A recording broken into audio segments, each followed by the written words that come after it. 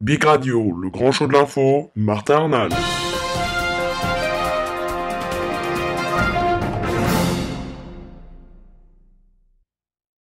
Bonjour à tous et bienvenue, merci d'être avec nous sur bigradio.fr. C'est parti pour le grand show de l'info du lundi 22 avril 2013. Aujourd'hui nous parlons du groupe Darty qui serait effectivement mis en vente. C'est le fonds Knight Vinc, actionnaire à 25% du leader de l'électroménager en France, qui a mandaté Goldman Sachs pour vendre le groupe, selon le Figaro daté de ce jour. Si la banque n'a pas officiellement de mandat de vente, elle a été chargée d'une mission de réflexion stratégique par Alan Parker, le président non exécutif du conseil d'administration. Contactée par une porte-parole du groupe Darty, eh bien, elle n'a pas souhaité faire de commentaires. Voilà ce qu'écrit le journal.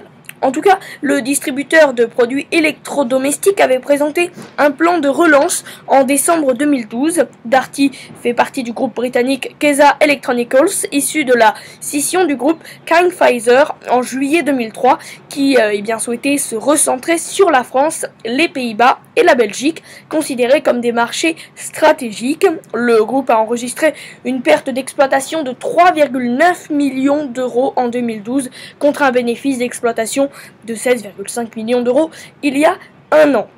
Selon le Figaro, Carrefour était sur les rangs pour racheter l'enseigne. L'opération aurait permis au numéro 2 mondial de la distribution, qui n'a pas souhaité faire de commentaires, de trouver une solution pour relancer les rayons non alimentaires de ses hyper, son principal point noir, écrit le Figaro.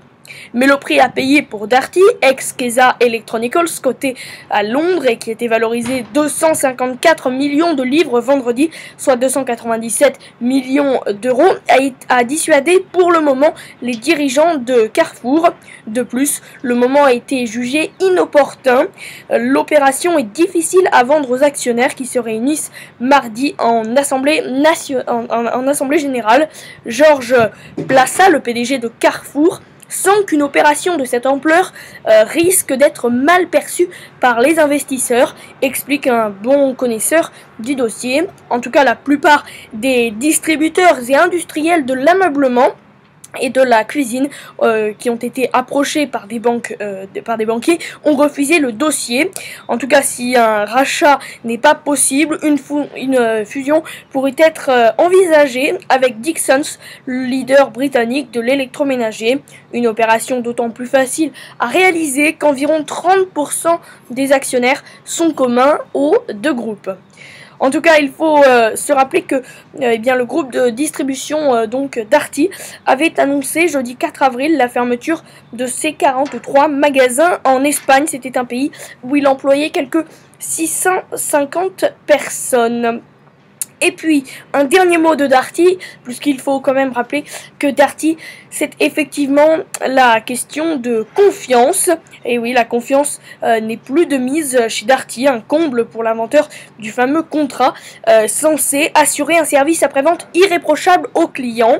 Le distributeur d'électroménager n'a pas de problème avec eux, mais avec son principal actionnaire, donc Knight Vinc, le fonds activiste qui détient un quart du capital. Voilà donc ce que nous pouvions dire aujourd'hui sur le groupe Darty. C'est tout pour le grand show de l'info de ce jour. Merci de l'avoir suivi et à demain pour de nouvelles actualités.